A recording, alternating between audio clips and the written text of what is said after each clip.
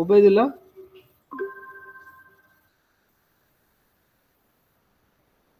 उबैदुल्ला जी,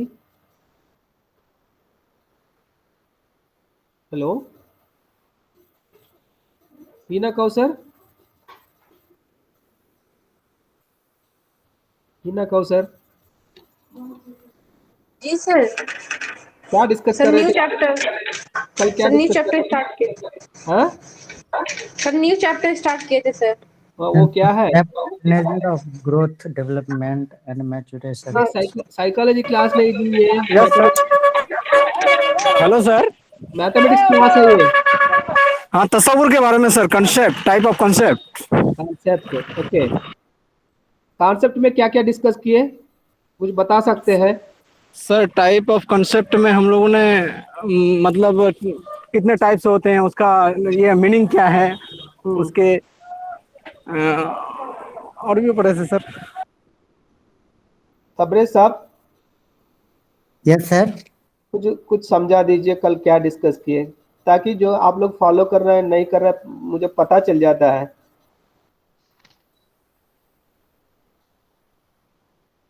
कल हम लोग जो डिस्कस किए मैं बताता हूँ। कॉन्सेप्ट एक है, कॉन्सेप्ट फॉर्मेशन है, कॉन्सेप्ट एकोमोडेशन है, कॉन्सेप्ट एसिमिलेशन है, स्कीमा किसको कहा जाता है, कॉन्सेप्ट फॉर्मेशन क्या है, कॉन्सेप्ट एसिमिलेशन क्या है, सर असल कॉन्सेप्ट। कॉन्सेप्ट क्या है।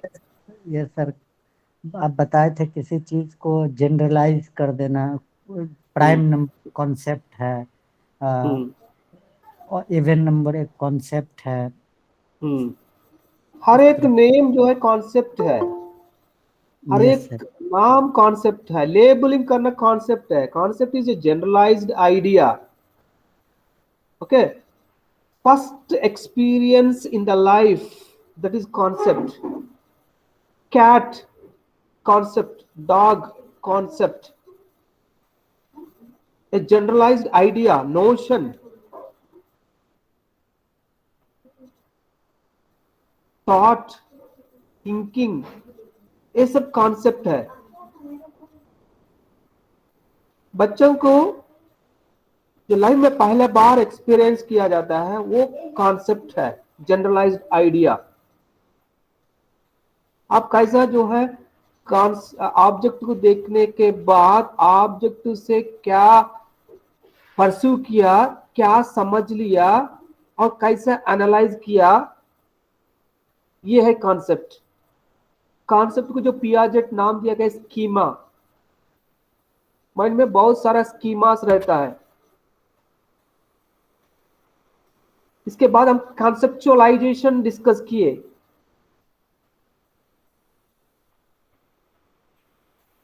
कॉन्सेप्चुअलाइजेशन क्या है?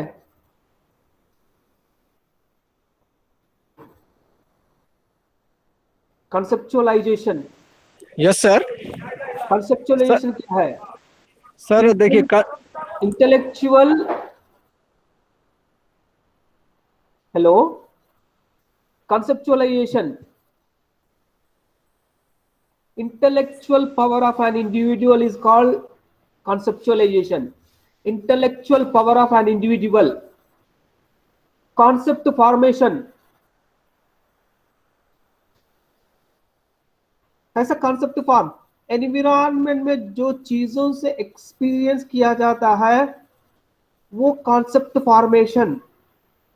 जैसा सर्किल का कॉन्सेप्ट फॉर्म करना, कैसा जो बच्चा अपना एनवायरमेंट में जो चीजें राउंड शेप जो एनवायरमेंट में जो देखते हैं उसी से कॉन्सेप्ट फॉर्म का सर्किल कॉन्सेप्ट फॉर्म करते हैं, that is concept formation. Concept accommodation, triangle का कॉन्सेप्ट अब स्क्वायर में यूज कर रहा है, एकोमोडेट कर रहा है, दैट इज कॉन्सेप्ट एकोमोडेशन। फिर concept assimilation, the concept of rectangle, the concept of circle will be used in the finding of the area of the cone or cylinder, that is concept assimilation. You are using previous learning in present learning. आप apply कर रहा है previous concept को नया concept में, concept assimilation, यहां तक discuss किया हमने। Concept, conceptualisation, concept formation, concept accommodation and concept assimilation. Mathematics में कॉन्सेप्ट समझाने के लिए, क्योंकि मैथमेटिक्स में कॉन्सेप्ट एक दूसरे से लिंक रहता है, अगर पहला कॉन्सेप्ट समझ में नहीं आता है दूसरा कॉन्सेप्ट समझ में नहीं आएंगे, फिर बच्चों को मैथमेटिक्स के ऊपर फियर डेवलप होगा। क्यों फियर डेवलप होता है? पहला कॉन्सेप्ट इनको समझ में नहीं आया, एडिशन समझ में नहीं आया, इसलिए मल्टीप्लिकेशन को डिफिकल्टी है। एडिशन एक कॉन्सेप्ट है, मल्टीप्लिकेशन एक कॉन्सेप्ट है। एडिशन का कॉन्सेप्ट जो है मल्टीप्लिकेशन कॉन्सेप्ट में यूज कर रहे हैं, कॉन्सेप्ट असिमिलेशन। एडिशन कॉन्सेप्ट कैसा फॉर्म हो गया है? 2 चॉकलेट 3 चॉकलेट मिला दिया 5 चॉकलेट हो गया, कंक्रीट से। जो बच्चा जिस ऑब्जेक्ट से एक्सपीरियंस है उसी ऑब्जेक्ट से मिला के जो कॉन्सेप्ट डेवलप किया आपने, कॉन्सेप्ट फॉर्म किया, ये पहला एक्सपीरियंस है इनका। Addition first experience in his life. Okay, इसी तरह मैथमेटिक्स में कॉन्सेप्ट जो है एक कॉन्सेप्ट से दूसरा कॉन्सेप्ट बिल्डअप किया जाता है। इसीलिए मैथमेटिक्स में कॉन्सेप्ट समझाने के लिए हम क्या किया जाता है, इंडक्टिव मेथड यूज करते हैं, कॉन्सेप्ट मूव्स यूज करते हैं, moves in teaching learning process. उसमें एग्जाम्प्लिफिकेशन, कैरेक्टराइजेशन यूज करते हैं। एग्जाम्प्लिफिकेशन में example with reason, example without reason, counter example.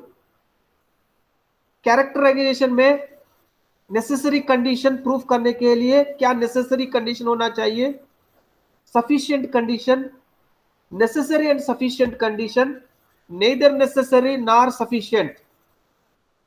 ये मूव्स हम लोग जो है बच्चों को कॉन्सेप्ट समझाने के लिए यूज करते हैं।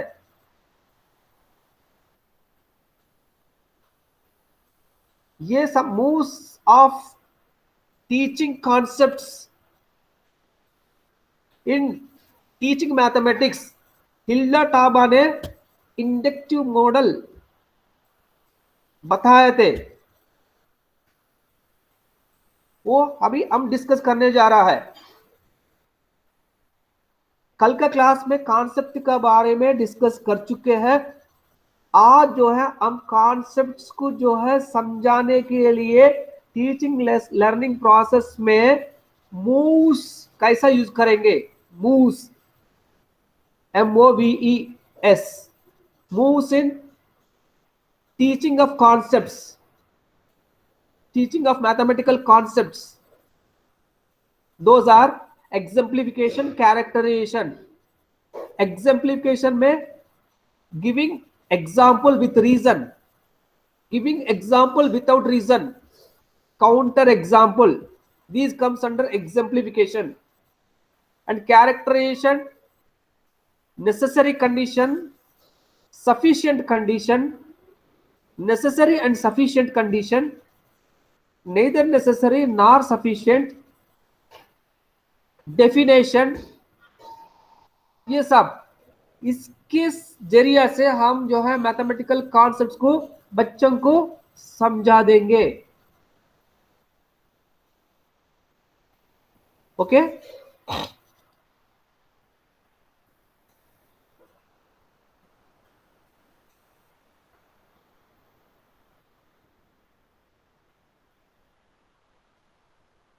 ऑन करके कहीं तो नहीं जा रहा है ना, क्लास ऑन करके तो नहीं जा रहा है, सुन रहे हैं sir?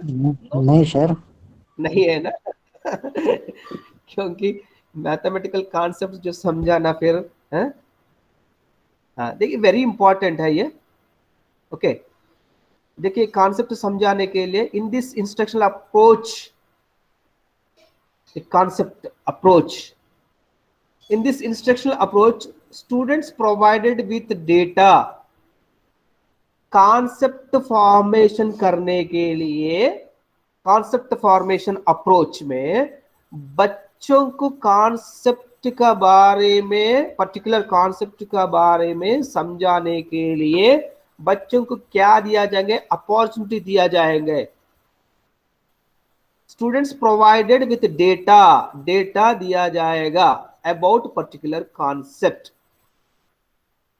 You take any concept, rectangle concept, square concept, triangle, parallelogram,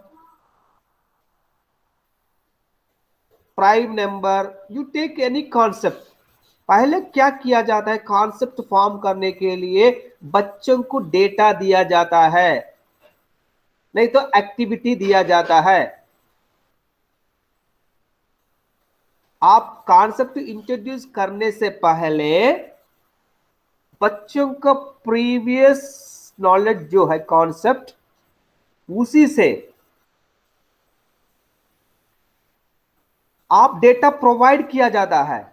उस डेटा से बच्चे कुछ करके आएंगे, तब उसके ऊपर आप डिस्कस करेंगे। उस तरह कॉन्सेप्ट फॉर्म होगा। ओके, इसमें क्या दिया जा रहा है, बच्चों को डेटा दिया जा रहा है, आपका कॉन्सेप्ट के ऊपर जो डेटा रिलेटेड एक्टिविटी दे रहा है। These data may be generated by the teacher or by the student themselves। Data आप भी दे सकते हैं, नहीं तो बच्चों से भी ले सकते हैं। Students are encouraged to classify or group information and to give description to their grouping। Students are encouraged to classify। जो डेटा दिया जाता है उसमें से बच्चे क्लासिफाई कर सकते हैं। आप बच्चों को आपने बोला है different diagrams, different patterns of the floor, आपका घर का फ्लोर। एक बच्चा बगल में क्लासरूम का फ्लोर का जो है, फ्लोर कैसा है ड्रा करने के। एक बच्चे को लाइब्रेरी भेज दिया है आपने ड्रा करने के लिए के, और किसी बच्चे को जो है कंप्यूटर लैब को भेजा गया है ड्रा करने के लिए। सब बच्चा अपना अपना काम करके ले आएंगे। ले आने के बाद अपना अपना ड्राइंग बताएंगे। तब जो है उस ड्राइंग में कॉमन क्या है, कैसा अलग कर सकते हैं, अलग करने के लिए क्या कैरेक्टरिस्टिक्स है, अलग करने के बाद क्या नाम दे सकते हैं, उस नाम को जो आप कैसे डिफाइन कर सकते हैं, that is concept formation. Data दिया जाता है, डेटा टीचर भी दे सकते हैं, बच्चों भी डेटा ले सकते हैं। डेटा लेने के बाद डेटा को जो है ऑब्जर्व करके क्लासिफाई करना। कैसे क्लासिफाई करके करेंगे, आपको जो प्रीवियस नॉलेज रहता है ना, उस नॉलेज से लिंकिंग करके, by linking the examples to the labels and by explaining the reasoning। example with reasoning।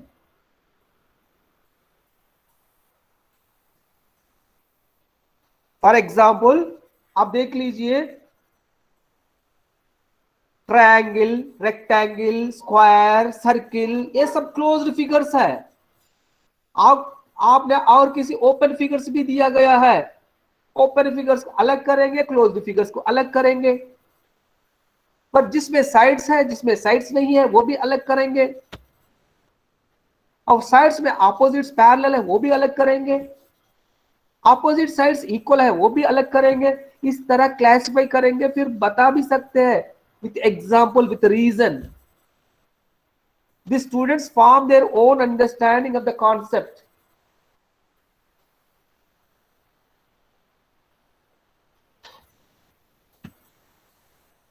Student आप खुद से करते हैं ना, उसमें जो रीजन भी बताते हैं, क्लासिफाई भी करते हैं, तब जो है उनका खुद का जो है कॉन्सेप्ट के बारे में अच्छा तरह समझ सकते हैं, कॉन्सेप्ट को फॉर्म कर सकते हैं। फर्स्ट फेज में ये जो मॉडल दिया गया है इल्डा टाबा दिया गया, इंडक्टिव थिंकिंग। इंडक्शन मतलब एक दूसरे से लिंक करना, induction. The first phase of inductive thinking model given by Hilda Taba. Hilda Taba ने इंडक्टिव थिंकिंग मॉडल को दिया गया है, उसमें कॉन्सेप्ट फॉर्मेशन, जो कॉन्सेप्ट फॉर्मेशन स्ट्रेटेजी यूज किया गया है। Inductive thinking model given by Hilda Taba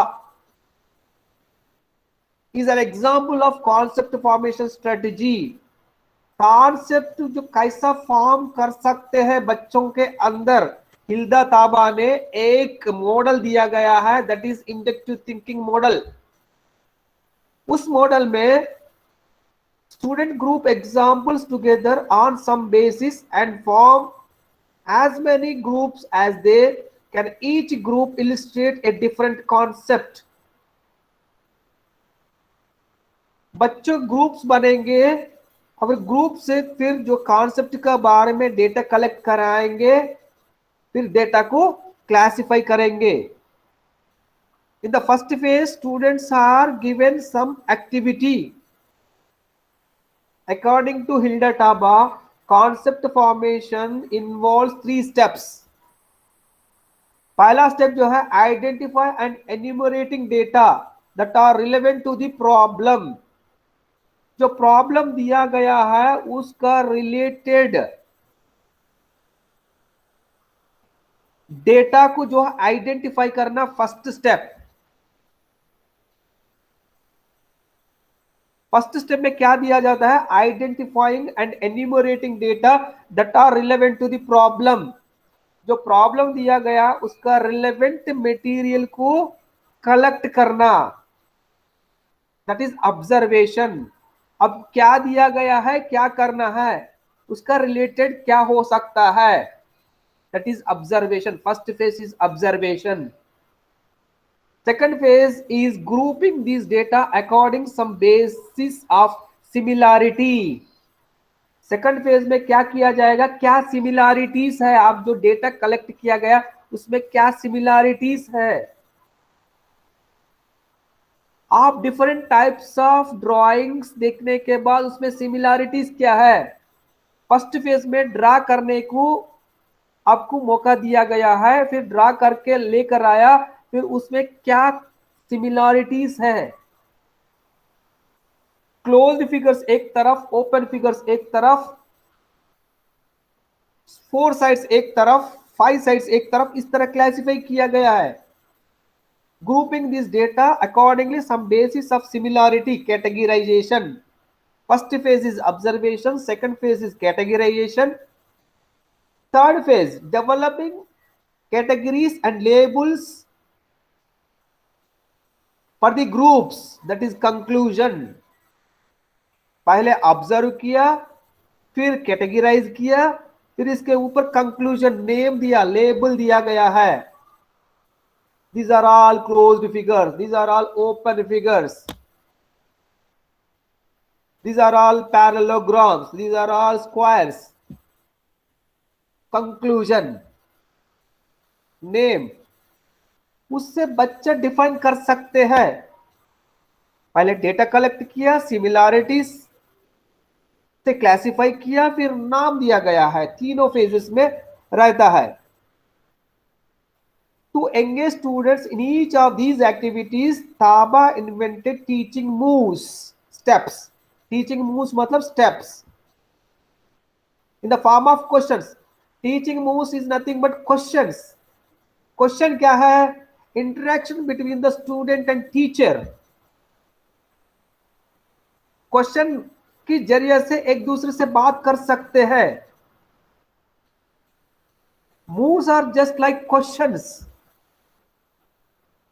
आपने क्या देखा, आपने क्या ऑब्जर्व किया, आप कैसे क्लासिफाई किया, क्या रीजन है, ये सब क्वेश्चंस है। आप कॉन्सेप्ट फॉर्म करने के लिए आप मूव्स यूज कर रहे हैं। Moves are questions in the form of questions. These eliciting questions are matched to particular type of activities. आपका क्वेश्चंस कैसा होना चाहिए? Related to your activity. बच्चों को मोटिवेट करना चाहिए। एलिसिटेटिंग मोटिवेशनल क्वेश्चंस होना चाहिए to form a concept formation. उसको कहा जाता है teaching steps. Hilda Taba 3 phases में किया गया है। पहला phase is observation, second phase is categorisation मतलब क्लासिफिकेशन, इसके बाद कंक्लूजन, डेफिनेशन। देखिए इंडक्टिव थिंकिंग मॉडल, ये आपका एग्जामिनेशन में ऑब्जेक्टिव टाइप में कॉम्पिटेटिव में पूछा जाता है। Inductive thinking model given by Hilda Taba, Jerome Bruner, Jean Piaget, Skinner. तो 4 ऑप्शंस में आप जो है इंडक्टिव थिंकिंग मॉडल कौन बताया? हिल्डा ताबा का स्टेप्स क्या है? 3 स्टेप्स है। पहले ऑब्जर्वेशन, जो डेटा दिया जाता है उसको ऑब्जर्व करना, फिर उसमें कॉमननेस क्या है, सिमिलरिटीज क्या है, क्लासिफिकेशन दैट इज कैटेगराइजेशन। इसके बाद आप जो ऑब्जर्व किया है उसका नाम देना, लेबल देना, दैट इज कंक्लूजन। ये 3 फेजेस में रहता है। उससे बच्चों को कॉन्सेप्ट फॉर्म होता है। कॉन्सेप्ट फॉर्म होने के लिए आप क्वेश्चंस पूछते हैं। जो क्वेश्चंस है टीचिंग मूव्स है। टीचिंग मूव्स मैंने बताया exemplification, characterization, example with reason, example without reason, characterization में definition, necessary, sufficient, necessary, sufficient. ये इसकी जरिए से बच्चों को कॉन्सेप्ट फॉर्म किया जाता है। Okay, formation of mathematical concepts. देखिए प्राइम नंबर कॉन्सेप्ट आप इंट्रोड्यूस करना, उसमें हिल्डा ताबा का 3 स्टेप्स यूज करते हैं, observation, categorisation, conclusion. Prime numbers concept को इंट्रोड्यूस करने के लिए क्लासरूम में एक बच्चों को बुलाया जाता है। Right from 1 to 100 numbers on the black board. एक बच्चा आके 1 to 100 नंबर लिख कर जाएंगे और दूसरा और एक बच्चे को बुला के इससे जो है कुछ नंबर्स आपने क्या ऑब्जर्व किया, बच्चा बताते हैं 2 4 6 इस तरह, 1 3 5 इस तरह। जो बच्चा 2 4 6 कॉमन जो कैटेगराइज कर लेता है एक तरफ लिख लेता है 2 4 6, और एक बच्चे को बुलाया जाता है इसके अलावा क्या नंबर्स है वो इस तरफ राइट हैंड साइड लिखेंगे। ये सब फर्स्ट फेज में ऑब्जर्वेशन, बच्चे को जो बताया डेटा दिया दैट इज ऑब्जर्वेशन, उससे क्या ऑब्जर्व किया है, किस तरह नंबर्स लिख सकते हैं, किस तरह क्लासिफाई कर सकते हैं, दैट इज कैटेगराइजेशन। फिर इसके बाद उससे फिर ऑड नंबर से इवन नंबर को डिफाइन किया जाता है, which is divisible by 2, which is not divisible by 2, odd, and which are only having 2 factors, 1 and itself. ये थर्ड क्लासिफिकेशन है। फिर इसका जो है कंक्लूजन, पहला classification even number, second classification odd numbers, third classification दिया प्राइम नंबर्स। बच्चे खुद से बताएंगे, प्राइम नंबर्स को ऑब्जर्व करके बताएंगे। The number having only 2 factors, 1 and itself, are called prime numbers. इस तरह प्राइम नंबर्स का कॉन्सेप्ट फॉर्म होगा इनका लाइफ में फर्स्ट टाइम। फिर इसके बाद हमेशा प्राइम नंबर्स को याद रखेंगे। उस प्राइम नंबर्स को अगर जरूरत हो हायर लेवल ऑफ मैथमेटिक्स में कॉन्सेप्ट असिमुलेट करेंगे। इस तरह क्वाड्रिलेटरल को इंट्रोड्यूस कर सकते हैं तीनों स्टेप्स यूज करते हुए। आप लोगों को कल प्रैक्टिस कीजिए क्वाड्रिलेटरल को, पैरेललोग्राम को by using inductive thinking model. कैसा 3 स्टेप्स फॉलो करते हुए क्वाड्रिलेटरल को बच्चों की कॉन्सेप्ट कैसा फॉर्म कर सकते हैं, पैरेललोग्राम कॉन्सेप्ट को जो कैसा इंट्रोड्यूस कर सकते हैं। ये तीनों स्टेप्स यूज करते हुए कल थोड़ा सा एक्सरसाइज करके लाइए। क्या क्या सर? क्वाड्रिलेटरल, जी। पैरेललोग्राम, उसके बाद? बस ये दोनों के ऊपर काम करके आइए। मतलब ये कोऑर्डिनेटर को कैसा बच्चों का मदद से बच्चे कोऑर्डिनेटर को इंट्रोड्यूस करने के किस तरह एक्टिविटीज आप इंट्रोड्यूस करेंगे, बच्चों को किस तरह डेटा प्रोवाइड करेंगे,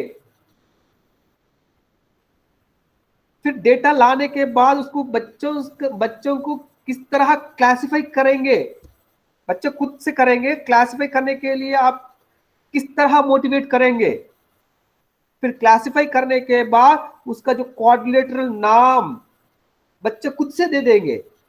जब बच्चा खुद से देता है तब जो कभी नहीं भूल जाता है। क्वाड्रिलेटरल के लिए क्या क्या दे सकते हैं? क्वाड्रिलेटरल मतलब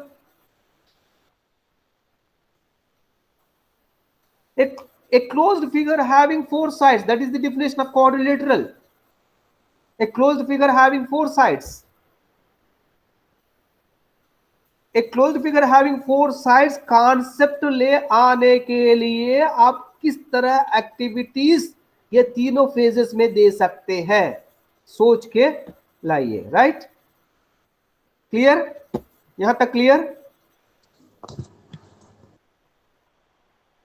Muzaffar Alam? Yes sir, clear है। ठीक, yes sir, yes sir. Okay okay sir. Sir कल हम लोगों का क्लास नहीं है लेकिन। अरे कल का मतलब जो जिस दिन class okay okay sir. Okay. ये कॉन्सेप्ट बच्चों के अंदर कॉन्सेप्ट फॉर्म करने के लिए हम जो है मूव्स यूज करते हैं। ओके, मतलब क्वेश्चंस, मोटिवेशनल क्वेश्चंस बच्चों से इंटरेक्ट करने के लिए। Moves in teaching concept, during teaching a concept, जब आप कॉन्सेप्ट जो पढ़ाते वक्त, if we analyze classroom dialogue or exposition, we can identify patterns of language usage. Question करने के लिए क्या यूज करते हैं? लैंग्वेज यूज करते हैं। बच्चों को मोटिवेट करने के लिए अच्छा लैंग्वेज यूज करते हैं, patterns of language usage. Okay, बच्चों से डायलॉग करने के लिए, बच्चों को मोटिवेट करने के लिए, बच्चों के अंदर कॉन्सेप्ट फॉर्म करने के लिए तो पैटर्न ऑफ लैंग्वेज यूज करते हैं, उसको कहा जाता है moves in teaching of concept. Teaching concept in mathematics, उसमें defining, giving examples, asserting, classifying, comparing and contrasting. Concept को डेफिनेशन, जो डेटा ऑब्जर्व करने के बाद, डेटा को क्लासिफाई करने के बाद, डेटा को नेम देने के बाद, डेफिनेशन मैंने बताया quadrilateral. Quadrilateral is nothing but a closed figure having four sides, that is definition. Giving example, बच्चे दिखाते हैं, giving example, closed figure, four sides. Asserting, जब बच्चे खुद से डिफाइन करेंगे ना, उसका जो कॉन्फिडेंस बढ़ जाता है और किसी और से जो है कॉन्ट्रास्ट, कंपेयर, कैसा अलग है और कैसा क्लासिफाई कर सकते हैं, ये बच्चों के अंदर डेवलप होता है। उसको हम कहा जाता है मूव्स। डिफाइन करना, एग्जाम्पल देना, असर्टेन करना, क्लासिफाई करना, कंपेयर करना, कॉन्ट्रास्ट करना, दीज आर दी मूव्स। इसको कहा जाता है मूव्स। बच्चा खुद से डिफाइन करे, बच्चे एग्जाम्पल दे सके, बच्चे क्लासिफाई कर सके, बच्चे कंपेयर कर सके और countering and asserting necessary and sufficient conditions. The moves are used by teacher or by students. Teacher भी यूज कर सकते हैं, स्टूडेंट्स भी यूज कर सकते हैं, दोनों भी यूज कर सकते हैं। कॉन्सेप्ट फॉर्म करने के लिए जो मूव्स यूज कर रहा है, मूव्स क्या है? define definition, examples, asserting, necessary and sufficient कर classifying, comparing and contrasting. ये मूव जो है टीचर भी यूज कर सकते हैं, स्टूडेंट्स भी यूज कर सकते हैं, दोनों भी यूज कर सकते हैं. The purpose of the moves is to teach, present और क्लासिफाई ए कॉन्सेप्ट. कॉन्सेप्ट को क्लासिफाई करने के लिए मूव्स यूज किया जाता है, कॉन्सेप्ट फॉर्म करने के लिए. How even number is different from odd number, how prime number is different from even and odd number, इस तरह क्लासिफाई कर सकते हैं. Moves in teaching concept, this is very important. Table के जरिए से हम जो है ना इसे हम समझा देंगे. Exemplification and characterization. Exemplification, examples, non examples, counter examples. Concept का बारे में एग्जाम्पल देना, एग्जाम्पल देना, बच्चों को जब समझ में आता है एग्जाम्पल दे सकते हैं. नॉन एग्जाम्पल, नॉन एग्जाम्पल से कॉन्सेप्ट अच्छा तरह फॉर्म होगा. फिर कॉन्सेप्ट फॉर्म होने के बाद जो है जनरलाइज करते, कंक्लूड करते हैं, फिर उससे जो भी कॉन्ट्रडिक्ट कर लेता है, जो फॉल्स प्रूफ रहता है, उस फॉल्स प्रूफ को कहा जाता है काउंटर एग्जाम्पल. जब तक काउंटर एग्जाम्पल नहीं रहता है तब तक आपका स्टेटमेंट वैलिड है. मैंने बताया all crows are in black in colour, ये मेरा स्टेटमेंट है, मैंने जनरलाइज किया. आपने एक व्हाइट क्राउ को लेकर आया है, सर आपने बताया all crows are in black in colour, मगर एक व्हाइट क्राउ भी है, that is white crow is counter example. With your example you are contradicting my generalisation, that is called counter example. मैं एक जनरलाइज करता हूं, all odd numbers are prime numbers. फिर आपने ऐसा हो सकता है sir odd number 9 is odd number, how can 9 an odd number, 9 having more than 2 factors, 9 1 divides 9, 3 divides 9, 9 divides 9, and it has more than 2 factors. 9 is the counter example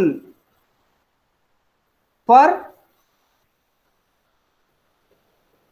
contradicting your generalization, to check your validity of your statement, that is counter example. ये तीनों use किया जाता है moves of teaching में, एग्जाम्पलिफिकेशन में, example, non example, counter example. Example के जरिए से कॉन्सेप्ट को अच्छा तरह समझ सकते हैं, समझा सकते हैं. उसी तरह नॉन एग्जाम्पल के जरिए से कॉन्सेप्ट को अच्छा तरह समझा सकते हैं. फिर एग्जाम्पल भी with a reason, example without a reason, non example with a reason, non example without a reason. कोई रीजन देने का जरूरत नहीं है. Example with a reason. देखिए एग्जाम्पल ऑफ क्वाड्रिलेटरल, मैंने यहां देखिए quadrilateral, these are all quadrilaterals, 4 sides, closed figure. Non example of a quadrilateral, example with a reason, example without a reason. Quadrilateral. Hello sir, हाँ बोलिए. all even numbers are composite numbers, right or wrong? All even numbers are Composite numbers. Composite number. Definition क्या है? Composite numbers more than 1 and 2 factors. 2 is composite or not? 2 is no composite number, sir. It's prime numbers. फिर all even numbers are not composite except 2. ये जी, correct है. thank you, sir. All even numbers are composite except 2. That is right statement. 2 is the least prime number and 4 is the least composite number. Okay. Okay sir. मतलब बच्चों को statement refine करने के लिए, generalise करने के लिए मूव्स बहुत हेल्प होगा। देखिए क्वाड्रिलेटरल को एग्जांपल्स, ये सब एग्जांपल्स है क्वाड्रिलेटरल के लिए। अगर सर हाँ सर एग्जाम्पल नन एग्जाम्पल तो समझ गए सर, हम्म लेकिन वो जो आप बताए हैं विथ रीजन विदाउट रीजन, हम्म ये चीज नहीं समझ में है कि एग्जाम्पल का रीजन कैसे देंगे और विदाउट रीजन वाला एग्जाम्पल कैसे देंगे। मैथमेटिक्स क्या है, मैथमेटिक्स में अनडिफाइंड है ना, यस सर। मैथमेटिक्स अनडिफाइंड है। ओके, कुछ रीजन दे सकते हैं, कुछ जो रीजन देने की जरूरत नहीं है। जी सर। सर इसका अगर कोई एग्जाम्पल मिल जाता तो अच्छा होता समझने में सर, कि रीजन अगर क्वाड्रिलेटरल ही है तो क्वाड्रिलेटरल होने का रीजन तो बता देंगे कि चार साइड साइड हो, बाउंडेड हो। हम्म विदाउट रीजन क्या देंगे सर, वो नहीं समझ में आ रहा। जब समझने के बाद जो है विद रीजन के साथ देने के बाद इसके और जो एग्जांपल दिया जाता है दैट इज विदाउट रीजन। अच्छा अच्छा अच्छा, मतलब जब समझ गए ना? बच्चा, यस सर, जब बच्चा समझ गया तब उसमें उसके बाद उसको रीजन देने की जरूरत नहीं है। जी सर। और नॉलेज को जी एक्सपैंड सर। करने के लिए, एनहांस करने के लिए और एग्जांपल दिया जाता है। हर बार रीजन देने की जरूरत नहीं है, दैट इज नहीं विदाउट ए नहीं, रीजन। जी सर। जी सर। हायर लेवल में जो जी एग्जांपल सर। दिया जाता है that is without a reason. जी सर। जी sir. Yes sir. Okay, thank you. Yes sir. जो भी कॉन्सेप्ट फॉर्म करने के लिए एग्जाम्पल नॉन एग्जाम्पल्स देना जरूरी है। ये क्वाड्रिलेटरल का एग्जाम्पल दिया गया है बच्चों को, ये दोनों को देखने के बाद ये जो है क्लोज्ड फिगर है, ये नॉट क्लोज्ड, ये it has more than 4 sides and it is less than 4 sides and it has 4 sides मगर it is open. these are all non examples of the quadrilateral, right? Yes sir. Right, इस तरह figures बना के लाया बच्चा, बना के लाया, पहले एक्टिविटी दिए, फिर उस फिगर से ओके उस फिगर से फिर क्लासिफाई किया गया है। क्लासिफाई करने के बाद फिर कंक्लूजन नेम दिया गया है। नेम देने के बाद फिर उसमें एग्जाम्पल नॉन एग्जाम्पल से बच्चा अच्छा समझ सकते हैं कॉन्सेप्ट को और क्लैरिटी मिल जाता है। फिर counter example are possible only in the contrast और फॉल्स जनरलाइजेशन। इसके पहले मुझे बताया ना, all even numbers are composite, that is false generalisation. उसको कैसे सही कर सकते हैं? 2 is not a composite, 2 is a prime number except 2. With the example of 2 is a prime number, 2 is not a composite.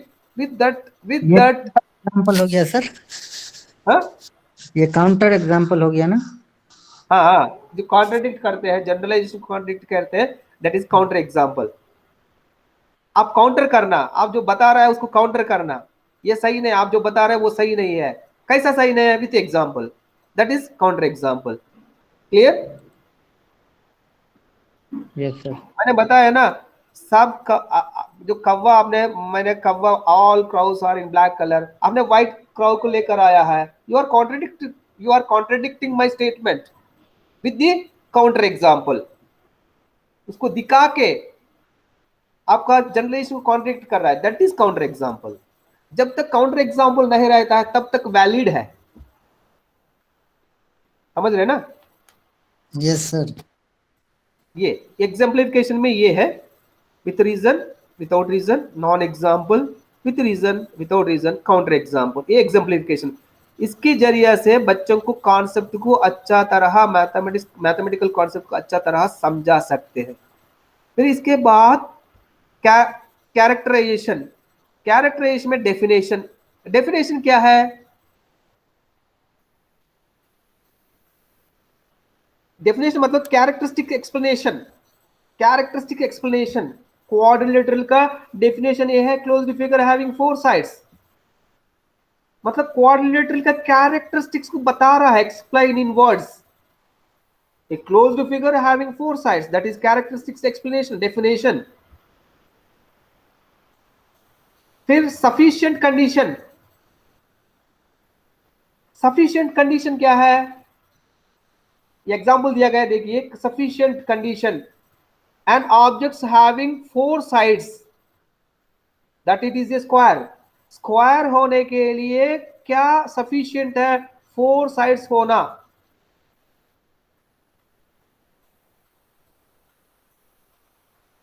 Right, necessary condition. देखिए इस तरह और एक example, A table having four sides is a necessary table.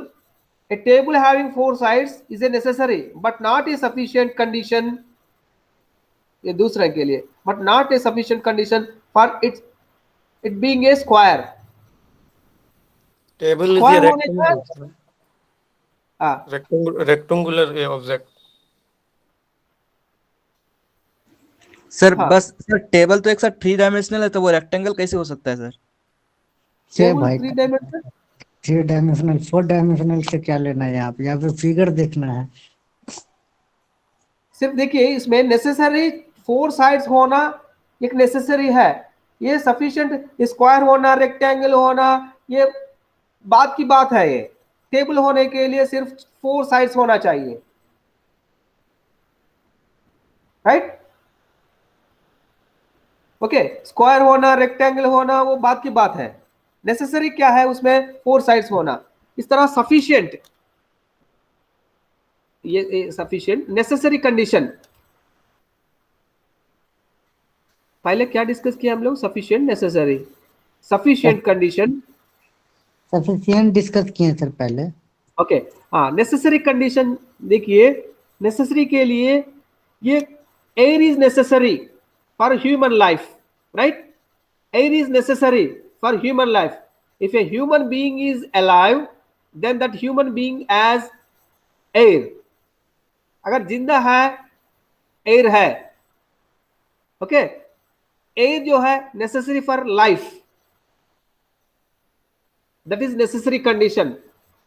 मतलब ये minimum होना चाहिए इस कॉन्सेप्ट के लिए।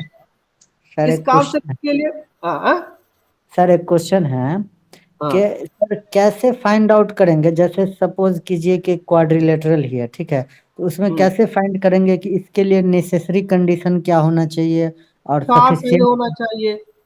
यस सर, 4 साइड होना चाहिए क्वाड्रिलेटरल के लिए, क्लोज फिगर होना चाहिए। सर तो वो चीज तो समझ गए सर, लेकिन ये कैसे समझेंगे कि क्या नेसेसरी कंडीशन है, क्या सफिशिएंट कंडीशन है क्वाड्रिलेटरल के ही केस में अगर देखें तो? जो जरूरत है दैट इज नेसेसरी। तो फिर सर इसके केस में सफिशिएंट कंडीशन क्या होगा सर? प्राइमरी, ये जरूरत नहीं है। देखिए ना, इस एग्जाम्पल में देखा गया है an object having four sides that is a square। मतलब sufficient condition के लिए sufficient होना चाहिए। इसमें सिर्फ दोनों प्रूफ करना है, फोर साइड्स भी होना चाहिए और फोर साइड्स इक्वल होना चाहिए। वो तो सिर्फ स्क्वायर के लिए लागू होगा सर। इक्वल जब बोल रहा है तो वो तो स्क्वायर ही होगा ना, रेक्टेंगल में कहाँ से होगा? नहीं होगा। तो नहीं सर, जो फोर साइड इक्वल होगा तो वो स्क्वायर ही ना होगा। ठीक है सर, समझ गए। नहीं ठीक है, सही तो है। क्वाड्रिलेटरल का वो टाइप हो गया तो वो सफिशिएंट कंडीशन हो गया। जी सर। भाई रेक्टेंगल के लिए आमने सामने की साइड इक्वल होनी चाहिए, ना कि फोर साइड। नहीं, देखिए नेसेसरी सफिशिएंट में क्या फर्क रहता है? Necessary is general, sufficient is particular. समझ रहे ना? यस सर, ठीक बोल रहे हैं। हाँ, नेक्स्ट अब नेसेसरी एंड सफिशिएंट कंडीशन देख लीजिए। नेसेसरी एंड सफिशिएंट, इसके बाद हम नेक्स्ट पेज में एग्जांपल देंगे। एग्जांपल के साथ आपको ये कंडीशन जो है characterisations necessary sufficient next page में है, उसमें आपको क्लैरिटी मिल जाएंगे। इसको बढ़िया से ये कर दीजिए, डिफरेंस बिटवीन नेसेसरी एंड क्या बोल रहे हैं उसको, सफिशिएंट। देखिए थोड़ा इस बढ़िया से डिस्क्राइब नहीं कर नहीं दीजिए। आपको मैं समझ में आया। देखिए necessary condition, sufficient condition, next page पे जाएंगे ना, आपका जो भी डाउट्स है क्लैरिफाई होगा, राइट। ओके, अभी फिलहाल समझ लीजिए, इसमें एग्जाम्पल कैरेक्टराइजेशन में एक डेफिनेशन होगा, एक सफिशिएंट, एक नेसेसरी कंडीशन। नेसेसरी होना, जिंदा के लिए एयर नेसेसरी है। ह्यूमन जो है जिंदा है, जिंदा है, अब कह सकते हैं एयर है। Okay, necessary and sufficient, if x is greater than y is greater than x, if and only if and only if x is less than y and y is greater than x, neither necessary nor sufficient, neither necessary nor sufficient। देखिए hello यहाँ sir. Example दिया गया यहाँ, आज hello is sir. Playing, एक बात, एक minute, आज is playing baseball well is neither necessary nor a sufficient condition for having a driving license। अच्छा बेसबॉल प्लेयर होने के लिए ड्राइविंग लाइसेंस का जरूरत ही नहीं है। neither a necessary nor a sufficient condition for having a driving license। today being a today being neither Saturday nor Sunday is both a necessary and sufficient condition for today is being a weekday। वीकडे होने के लिए Saturday Sunday होने की जरूरत नहीं है। इस तरह अजीत जो बेसबॉल प्लेयर होने के लिए ड्राइविंग लाइसेंस का जरूरत ही नहीं है, कॉन्सेप्ट ही नहीं है। मतलब इस तरह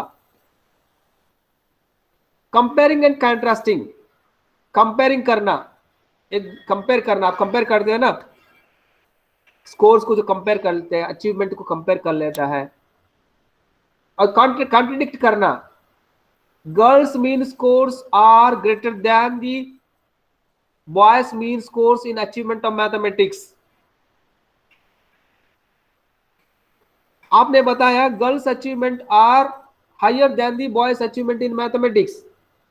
आपने जनरलाइज किया, मैंने स्टडी किया, आपने गर्ल्स अचीवमेंट अच्छा है बता रहा है, और मेरा रिजल्ट में आया है boys performing well than the girls. My results are contradicting with your results.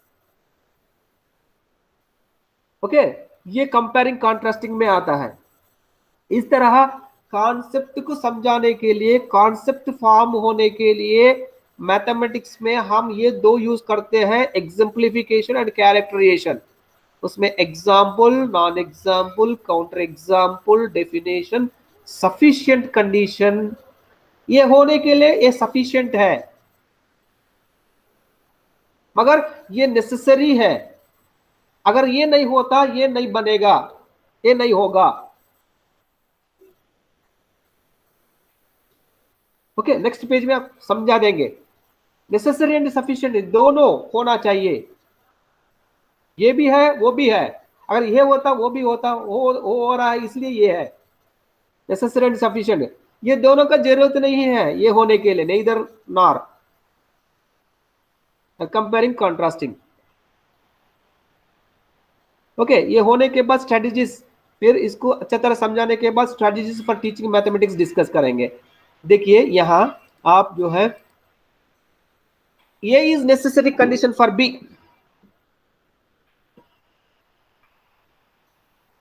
A is implied by B, B implies A। A if B, इसको लिखा जाता है A if B, that is necessary। whenever B is true A will be true। अगर B true होता है ये भी true होगा।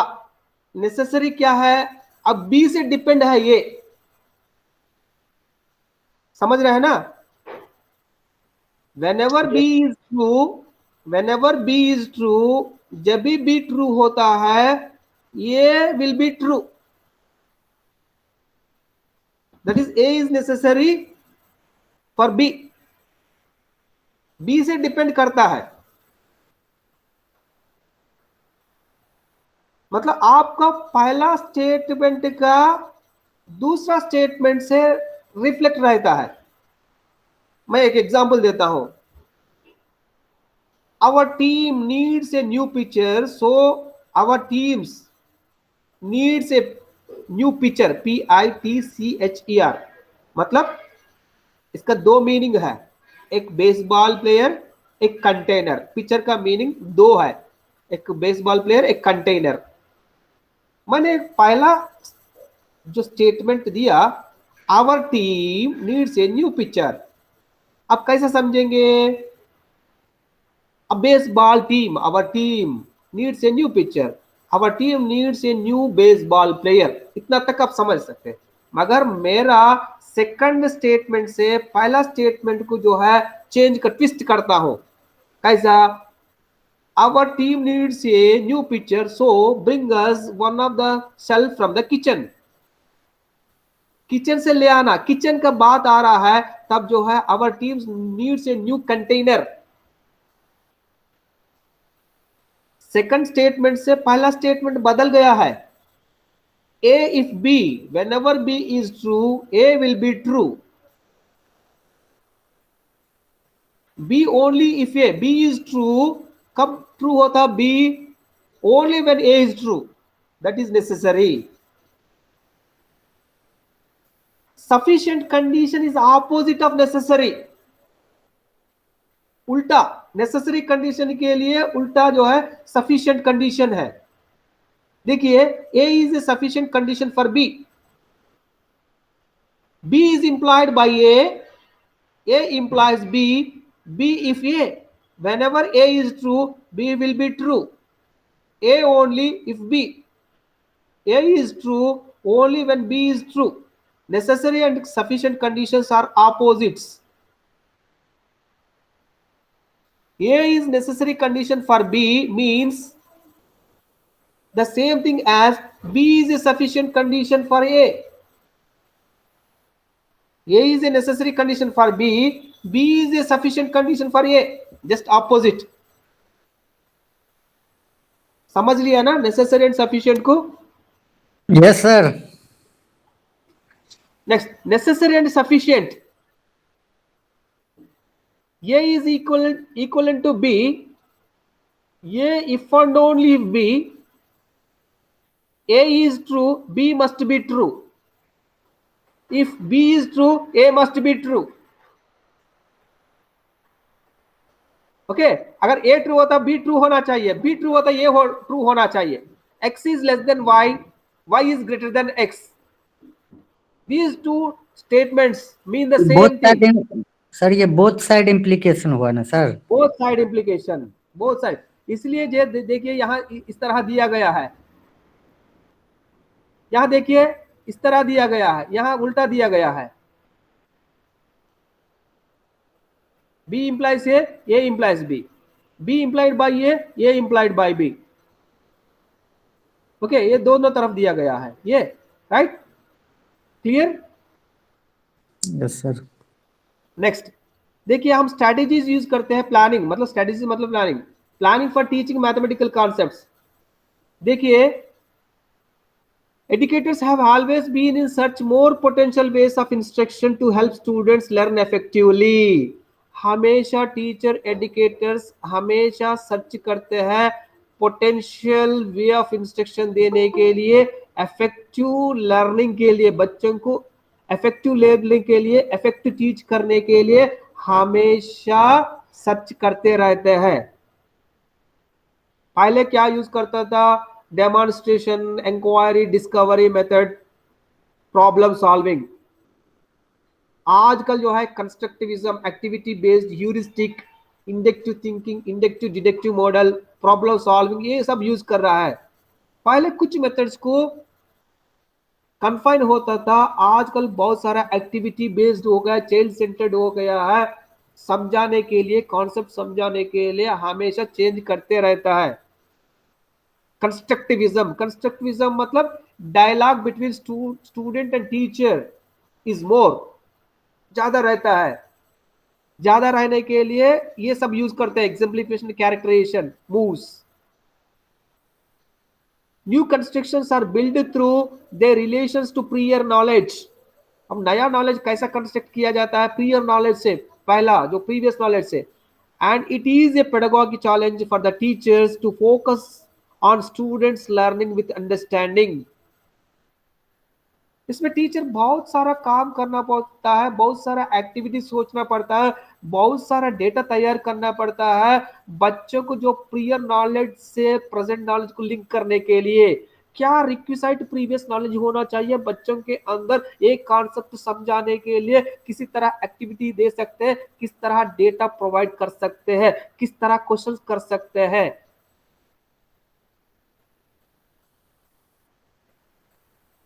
ये हमेशा होते रहता है टीचिंग लर्निंग प्रोसेस में। उसके लिए प्लानिंग भी उसी तरह किया जाता है। जो चेंजेस, जो टीचर का 10 साल का पुराना नोट्स को अभी भी यूज करना नहीं है, क्या चेंजेस, बहुत सारा चेंजेस वो भी इनकॉर्पोरेट करना है। जैसा चेंज होता है उसी तरह चेंज करना होगा। To learn mathematics in construction approach, constructivism implies direct experience with mathematics as a process of knowledge generation। Constructivism में क्या होता है? Direct experience with mathematics. बच्चों को खुद से करने के लिए, खुद से डेटा कलेक्ट करने के लिए, क्लासिफाई करने के लिए, खुद से डिफाइन करने के लिए, खुद से जनरलाइज करने के लिए कंस्ट्रक्टिविज्म यूज किया जाता है।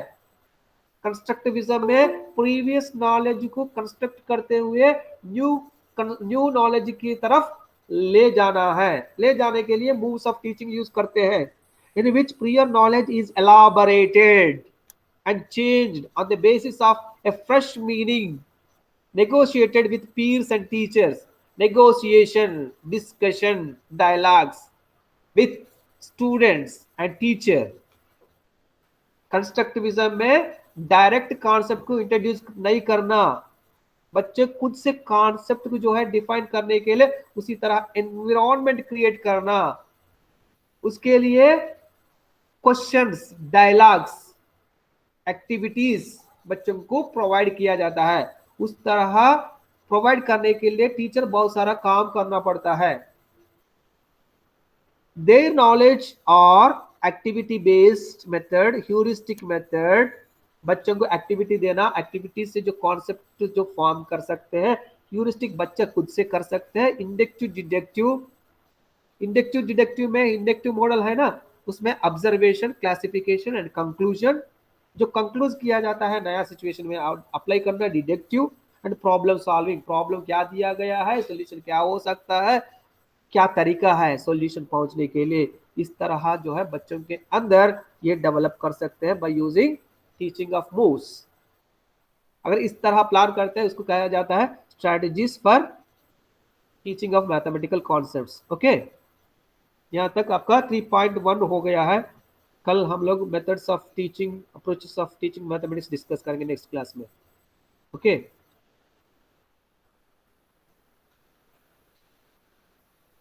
Hello, yes yes sir. Sir. Follow कर रहा है ना?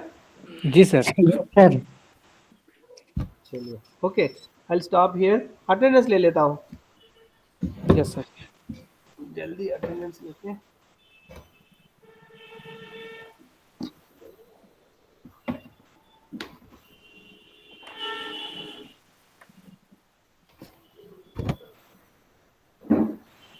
फैजल,